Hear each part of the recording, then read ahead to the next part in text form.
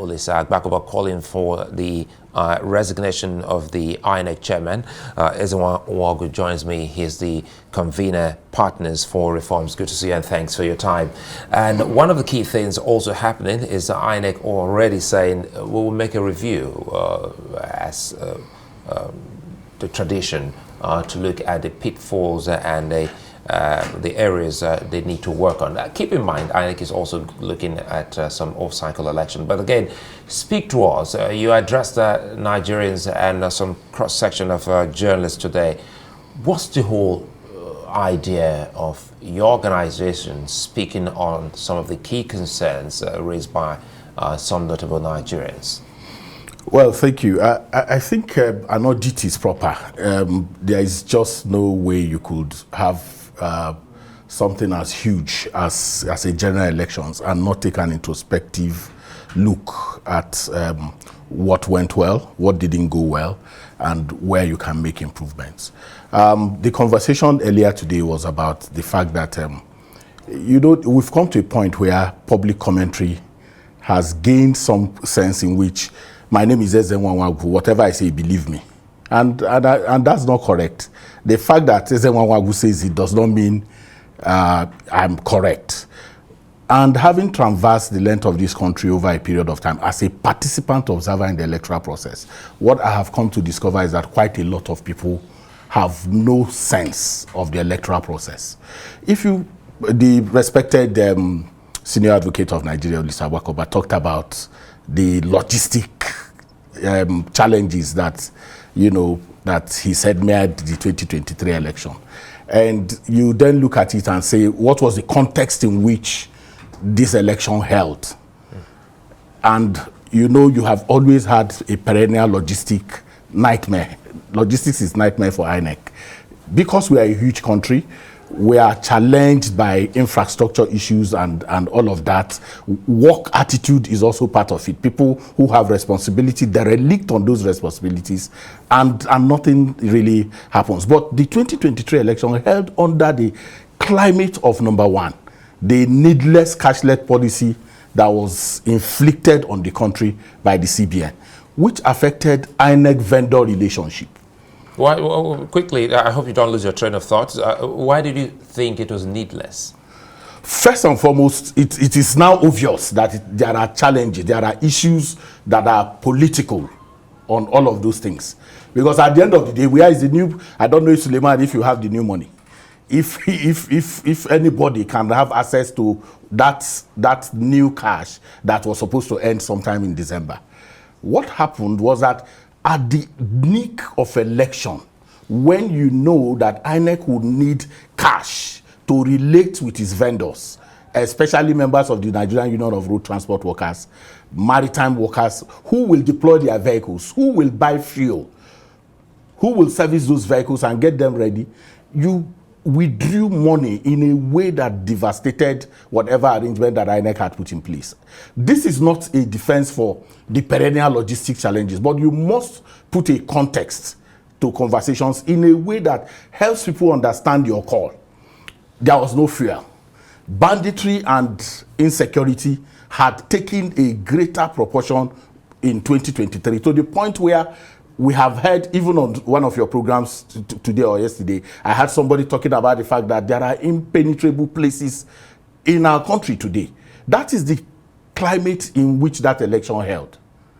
And so when we want to make a call, we need to understand, and I was listening to Professor Adeniyi, you need to understand first and foremost that the electoral process has its natural challenges, and that you have a multi-stakeholder engagement in it. For instance, you have come out to deploy. If the police does not escort the materials in our country, you don't move. And sometimes that very morning is when the police will start parade to count the number of the people that they are going to deploy. That causes logistics, opening of the polls, punctuality index for the polls will be affected by that simple action of, impropriety by the security agencies who have responsibility but again, you would also agree that away from the cashless policy, INEC has always had problems with logistics. Yes, but the challenge is that when you have a problem, what do you do? Now, opening of polls in terms of the 2023 election was about 56-60% opening in many of the places. Now, that has time. By 9:30 to 10, polling station, many of those polling stations, 60% of them had opened. In places where they could not open on time, there was an extension of time, meaning that there is a window for those who could not participate because you take into cognizance. And remember that in a state like Zamfara, for instance, there are places where you go on bike for 4 hours before you get to those places. Vehicles, they are not motorable, and you know this better than I do, Suleiman. So the call is not to explain those logistics challenges, is to say when you want to excoriate an institution, you must also look at the context in which they organize the election. And say, for instance, why do we always, in every public commentary, single out the Independent National Electoral Commission as if it is their sole, event? This event has different other players, the political parties, who unleashes violence during elections, the politicians and their candidates who want to get dubious advantage. But what do? We give them comfort. We don't have a conversation around their attitude in elections and what they do. Who snatches ballot boxes when they know that it is no longer useful to snatch ballot boxes? Who causes voter suppression in collusion with what you saw in Adamawa and Abia State and some of the states are active involvement of politicians and their candidates trying to gain dubious advantage. So conversations need to have a multi-stakeholder brush. That's the call. And when you say, remove the INEC chairman, you also will understand that if you have been partisan and you are looking out for outcomes, if you don't get that outcome, don't shift to become an activist simply because the outcomes that we are looking for did not happen. And that for me is the big challenge. We need to call out people, because sometimes we say, look, let's speak power, let's talk, how do we say it? We say truth to power. Truth to power. We always think that truth to power is to those in public office. It is also that when institutions, human institutions who have appropriated sophistry in engaging issues, make those kind of claims, they should be challenged and made to understand that this process, they probably don't understand. But again, it's still... Senior Advocate Mr. Bakoba, for instance, came just not too long ago to say, he just discovered that our election is manual. And you are like, where is this man coming? How come he didn't know that it's been manual? That there is nothing electronic about election. All the processes in this election is conducted manually. Still, it doesn't take away the fact that some of his key concerns and some of the key concerns raised by Nigerians should also be discarded. INEC has done a lot of elections in the country, off-cycle inclusive, and many had also, times without number, asked how prepared is INEC, and INEC has always given assurance. Now, in the face of what the people have seen in the last election, is it too much of asking that INEC purges itself of some of these glitches that we've seen? When we say people, and Suleiman, that's always my concern. When we say people, remember 13 million people voted against the winner of this election. But even if one person, if there is a complaint, it should be addressed. No, why do you have an audit? You have an audit to look at those issues.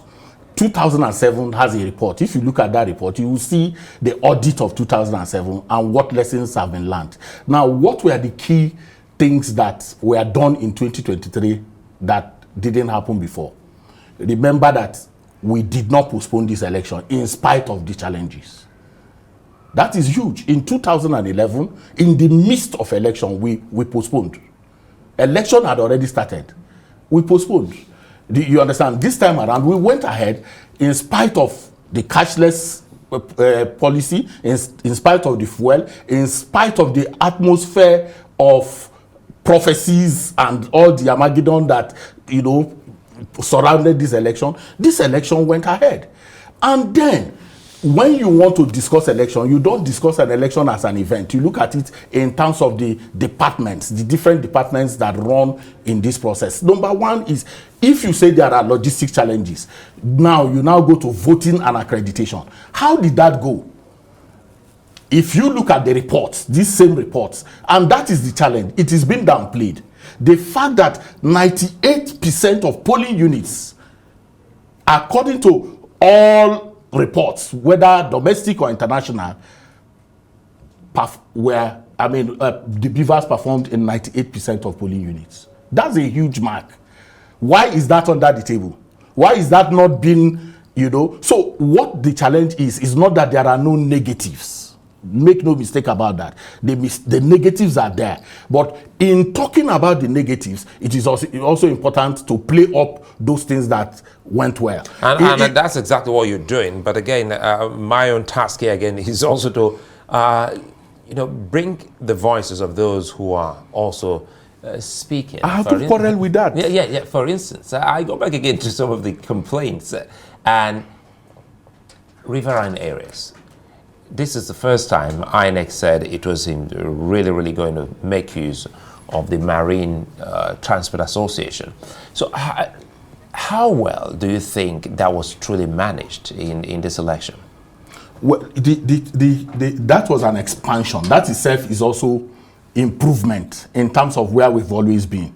Before now, it used to be the Navy, and that get into that topography, the challenges of that environment. Now, what happens is INEC now took the initiative to extend to the unions, who take INEC officials into the rivers and then off the boat. When they're off the boat, you can't move forward, you can't swim, you don't know what to do. So the conversation now is drag them into the net, have an engagement with them. But you do know that even the National Union of Maritime Road Transport Workers, yes, that you have a running MOU with, you know what the outcome is at times. Sometimes they bring out the vehicles and they say they are not moving except they are paid fully. This is from a participant observer.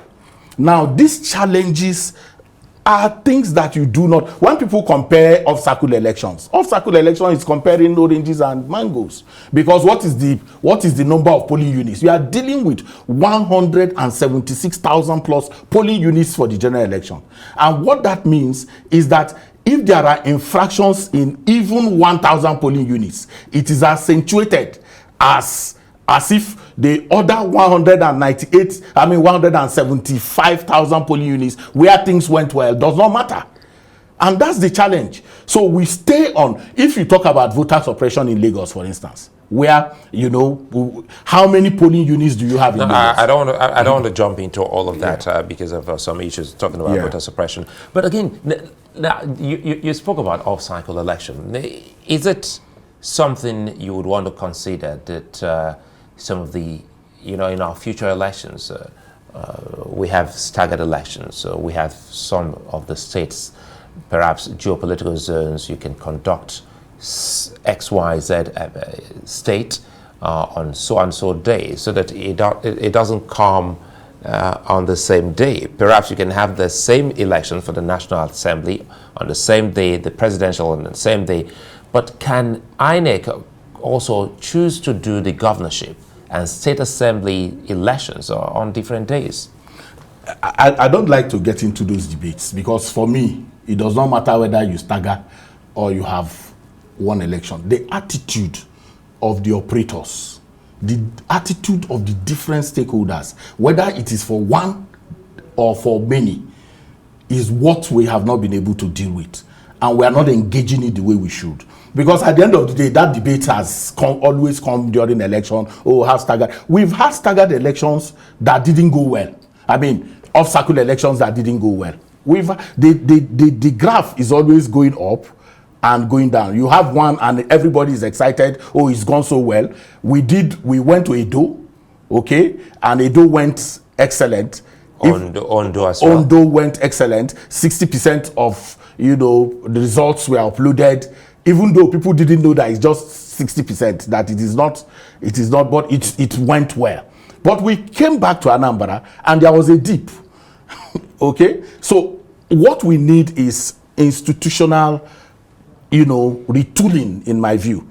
How do we begin to deal with the issue of appointment of resident electoral commissioners who have partisan backgrounds, who have, conflict of interest issues? And we go and screen them and pass them and put them. And then you saw that manifest in Adamawa. You saw that manifest in Abia. You saw that manifest in Anambra. These challenges will continue to dog us whether we are having one election or two. What do we do with voter education issues? Many people, and I mean it because I have engaged in some kind of review after this election, have no idea, Suleiman, what is in the Bible of elections is the Electoral Act. It's not your emotions. It's not what you feel or how you feel about it. It is a law-guided process. If you don't know the law that guides the process, you can continue to make all the, excitable comments that you like, and then knowledgeable people will look at you and say, and nod their head. Oftentimes, they don't even speak. That's the challenge. Because even confronting ignorance is criminalized in our country. And one of the key aspects that political parties are running away from has to do with what you highlighted: enlightenment, voter education, which many of the political parties haven't actually done. So that is left to INEC. So how can all stakeholders, political parties, INEC, and even the populace using tools from the NOA help to sensitize people? You're talking about NOA. Can you backtrack and look at the budget of NOA in the last, since 1999? You can't place one serious advert in newspapers. But within that context, they are still working. Nobody is calling for increased funding for a very important institution like NOA. Nobody does that. It is always about, they are the ones doing polio, they are the ones doing elections, they are the ones talking about census. They are the same institution that you are underfunding deliberately. Secondly, is the issue of the political class that you talked about. People who cannot conduct primaries, their own primaries effectively. The issue of membership of political parties is not on the agenda. Where people are members of APC in the morning and PDP in the evening. Where somebody runs for primaries in a political party, loses, and becomes presidential candidate of another political party, and we feel is okay. It's not a challenge. Is that what happens in the places where we copy these things from? We need to bring the politicians to conversations about reform. They are running away from it because we make them comfortable. After elections, they go back and all the sins they committed are heaped on INEC, heaped on, whoever except them. And if we don't drag them into conversations about reform, if their attitude does not change towards power and how to get it, we will continue the way. Who is a member of a political party? Can you ask for the nominal role of these political parties? The same people who did party agent in presidential election for party A will come back and do party agent for party B in governorship governorship election. What is a party agent? Party agent is a member of a political party. The relationship between party agents is transactional. That is why you are watching them on television now saying they will bring 50, they will bring 100. And it is journalists that they are parading instead of party agents, instead of people who have from EC8A that they can present. We are not going to engage them. All right. Nwagwu, it's a fine place for us to leave it. He's the convener, Partners for Reforms. Chairman, Partners for Electoral Reforms. Thank you very much.